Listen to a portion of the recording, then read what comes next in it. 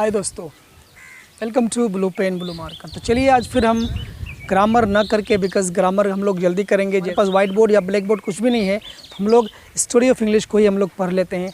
हम लोगों ने शुरू किया था, पिछले 3 लेक्चर्स अब हो चुके हैं और ये हम लोग लेक्चर के बारे में बात करेंगे। ये बुक जो आपके सामने है, स्टोरी ऑफ इंग्लिश लिटरेचर, इसका आप पेज नंबर 42 खोजिए। पेज नंबर 42 का पैरा नंबर 2 में आइए। पैराग्राफ नंबर 2 में हम लोग कंटिन्यू करते हैं इस चीज़ को। तो चलिए देखते हैं line by line, word by word, बिना वक्त को गंवाए हम लोग शुरू करते हैं। ओके,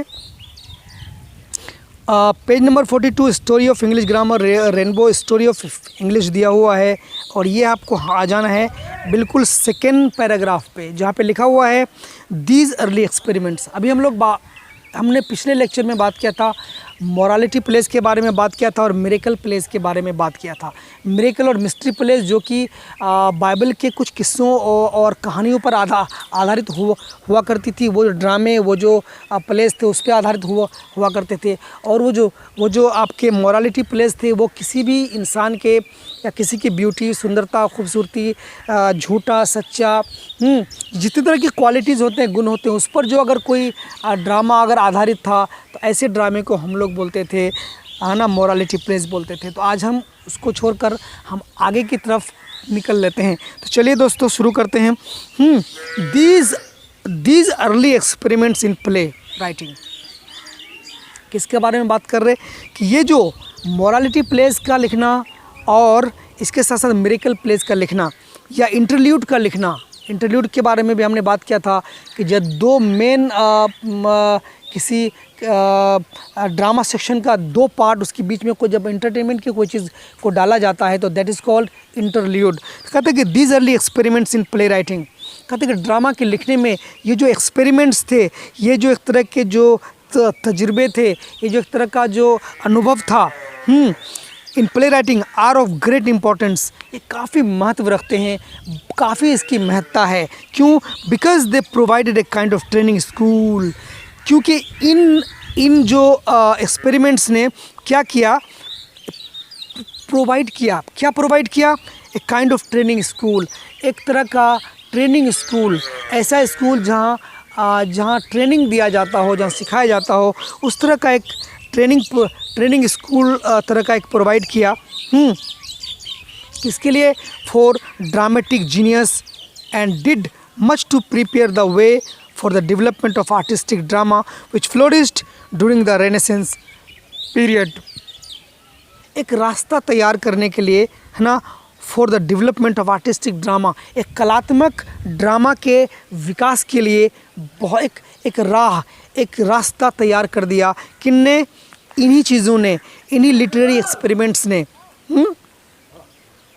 चलिए, इन लिटरेरी एक्सपेरिमेंट्स ने एक रास्ता हमवार कर दिया, एक रास्ता बना दिया, एक रास्ता तैयार कर दिया, जिससे ड्रामा जो है, जो कलात्मक ड्रामा है, उसका डेवलपमेंट का होना आसान हो गया, संभव हो पाया। क्लियर है?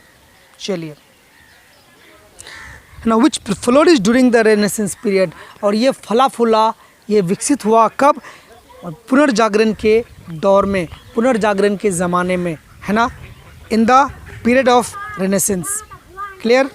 चलिए next para, during the period, इसी दौरान, इसी पीरियड में there was a great revival of interest in Latin literature.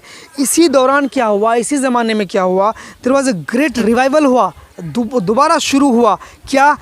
Of interest का दोबारा जगा लोगों का, किसमें? इन लैटिन लिटरेचर, लातीनी साहित्य में, लैटिनी लिटरेचर में लोगों का जो इंटरेस्ट है वो बढ़ा, वो जागरूक हुआ।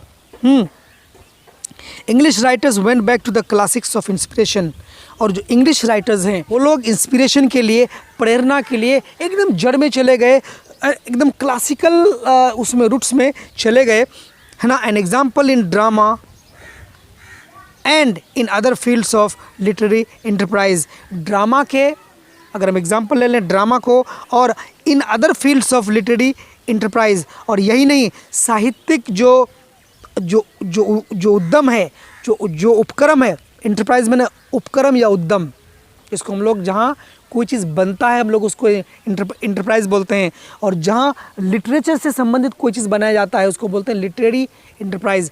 जहाँ ड्रामा का जन्म होना, पोएम्स का, प्रोज का, है ना, ड्रामा का, प्लेस का, और जितने भी तरह के जो स्टोरीज़ हैं, कहानियाँ हैं, उपन्यास हैं, नॉवल हैं, जहाँ भी ये सब जन्म लेता है, जो लिटरेचर का होता है, हम इसको बोलते हैं लिटरेरी इंटरप्राइज। तो वही कह रहे हैं कि लिटरेरी इंटरप्राइज के फील्ड में, in other fields of literary enterprise, दूसरे फील्ड में, मतलब साहित्य जो है, साहित्य का जो अपक्रम है, उसका जो दूसरा और कई फील्ड है, और ड्रामा है और भी कुछ है, उसके रूट्स में जाने के लिए उसको इंस्पिरेशन मिला, उनको प्रेरणा मिली, और वो क्लासिक्स में चला गया। कहाँ चला गया? क्लासिक्स में। कौन लोग? इंग्लिश राइटर्स जो इंग्लिश में लिखते थे। दे लर्नड मैनी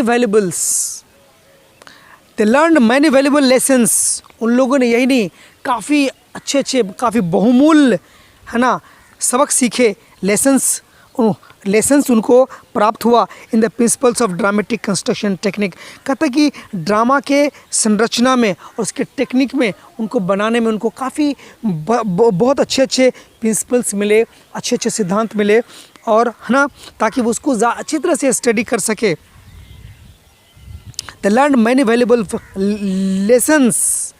वो जो इंग्लिश राइटर्स थे, वो जो क्लासिक्स में गए, उनके रूट्स में गए, तो उनको बहुत तरह के, बहुत अच्छे है ना, प्रकार के क्या मिले, क्या मिले, है ना, उनको टूल्स मिले, जिन टूल्स की सहायता से वो ड्रामा को या अदर फील्ड्स को, लिटरेचर के अदर फील्ड्स को वो बेटर या बेहतर कर सकते थे।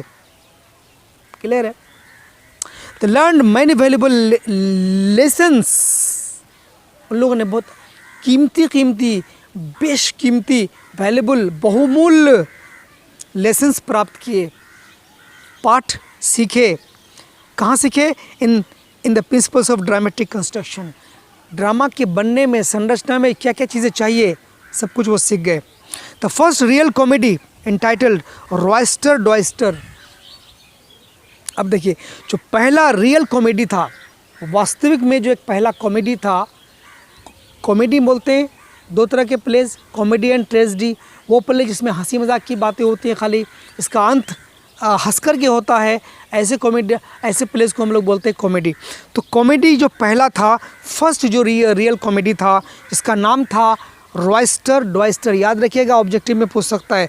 जो लिखा गया था वाज रिटन अबाउट 1550, जो 1550 में लिखा गया था, निकोलस उडाल के द्वारा। रहेगा याद, ऑब्जेक्टिव के लिए इम्पॉर्टेंट है, इसको आप याद रखिएगा। चलिए, ठीक है। The classical influence upon tragedy was greater. अब रही बात कि क्लासिकल जो इन्फ्लुएंस है, जो क्लासिकल जो प्रभाव है अपॉन ट्रेजेडी, क्लासिक्स का जो ट्रेजेडी पर प्रभाव है वो ज़्यादा था। मतलब ट्रेजेडी लोगों ने ज़्यादा पसंद किया कॉमेडी के तुलना में। It was under the influence of Seneca that the first English tragedy entitled Gorboduc was written by Thomas Sackville and Thomas Norton। आप भी देखते चलिए line by line. It was under the influence of Seneca। अब Seneca कौन है? ये Seneca के influence के अंदर था। इन्फ्लुएंस में प्रभाव, सिनेका के प्रभाव के अंदर था। अब सिनेका कौन था, क्या था? That the first English tragedy entitled, जो पहला इंग्लिश ट्रेजेडी था, दुखांत था, जिसका नाम था गोरबोडक। क्या नाम था? गोरबोडक। पूछा जा सकता है ऑब्जेक्टिव में। जिसको लिखा था Thomas Sackville and Thomas Norton ने लिखा था। आप इसको याद रखिएगा, ये पूछा जा सकता है ऑब्जेक्टिव में। फर्स्ट ट्रेजेडी नाम था गोरबोडक और फर्स्ट कॉमेडी नाम था रॉयस्टर डॉयस्टर। लिखा गया था 1550 में निकोलस उडाल के द्वारा। और ये ट्रेजेडी लिखा गया था, गोरबोडक था, ये 1550 में ये 50 नहीं गोरबोडक था, और ये लिखा गया था थॉमस सैकविले और थॉमस नॉर्टन के द्वारा। इसको आप याद रखिएगा। चलिए, तो quarter century which followed the production of Gorboduc. Quarter century, पूरे सेंचुरी का एक क्वार्टर लग गया 25 साल, 25 चौक 100, 4 भाग में बांट देते हैं, 25 साल। Quarter century which followed the production of गोरबोडक,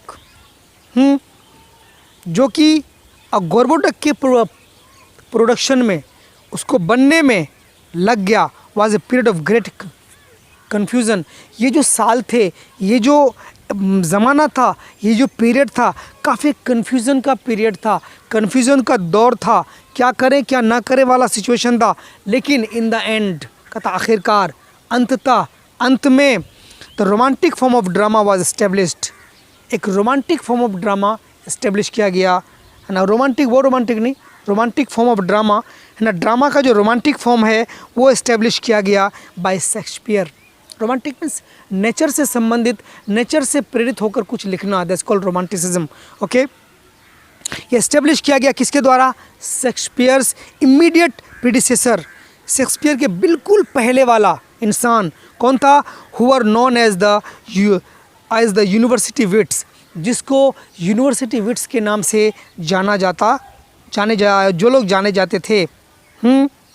arranged रफली इन ऑर्डर, अगर उसको रफली हम लोग अरेंज करें, ऐसे ही जल्दी जल्दी में अगर उसको अगर क्रम में रखें, ऑफ टाइम, समय के क्रम में रखें, तो उनका नाम इस तरह से होगा। जॉन लिली इनके प्रीडिसेसर थे, इनके पहले आए थे, किसके? शेक्सपियर के पहले आए थे। कौन थे? जॉन लिली थे, थॉमस है ना, थॉमस के थे, जॉर्ज पील थे, रॉबर्ट ग्रीन थे, क्रिस्टोफर मार्लो, ये लोग थे। अमंग दीज ड्रामेटिस्ट, इन सारे ड्रामाकारों में, ड्रामा लिखने वालों में, an important position will be assign to Marlowe, एक इम्पॉर्टेंट, बहुत ही महत्वपूर्ण जो पोजीशन है दिया जाना चाहिए, किसको? मार्लो को दिया जाना चाहिए, क्रिस्टोफर मार्लो को दिया जाना चाहिए। William Shakespeare collaborated with him, जो विलियम शेक्सपियर हैं उनने उसके साथ, क्रिस्टोफर मार्लो के साथ कोलेबरेट किया, उसके साथ है ना कोलेबोरेशन किया, मेलजोल किया with him, and was profoundly, और काफ़ी गहराई से इन्फ्लुएंस्ड बाय हिम, काफ़ी गहरे रूप से उसके द्वारा प्रभावित हुआ। कौन? शेक्सपियर। किससे प्रभावित हुआ? क्रिस्टोफर मार्लो से। कहानी पकड़ में आई? तो चलिए, वीडियो थोड़ा लंबा सा हो रहा है, तो यहाँ तक हम ये जो पेज नंबर 42 का जो जो पैराग्राफ था, ये हमने ख़त्म कर लिया। अब हम जो अगले इसमें करेंगे, अगले लेक्चर में आपको हम पेज नंबर 42 का लास्ट जो पैराग्राफ है वहाँ से शुरू करेंगे, और ये काफ़ी लंबा है, ये थोड़ा 2-3 पेज का और है, तो हम इसको देख लेंगे। फ़िलहाल आप यहाँ तक पढ़िए, देखिए, जो हमको समझ में नहीं आया वो हमें कमेंट करके पूछिए, और कोई दिक्कत हो और कोई चीज़ आप जानना चाहते हैं तो आप हमें ज़रूर कमेंट कर सकते हैं। और हाँ, ग्रामर हम लोग इसकी जस्ट बाद ही करेंगे, क्योंकि हम लोग ग्रामर ही करने वाले थे, हमारे पास बोर्ड के अभाव के कारण हम लोग ग्रामर फ़िलहाल कर नहीं पा रहे हैं। हम कोशिश कर रहे हैं कि जल्दी जल्दी बोर्ड का इंतज़ाम करें और फिर आपको ग्रामर हम लोग शुरू करें। चलिए, thank you very much for watching, thank you, bye, take care.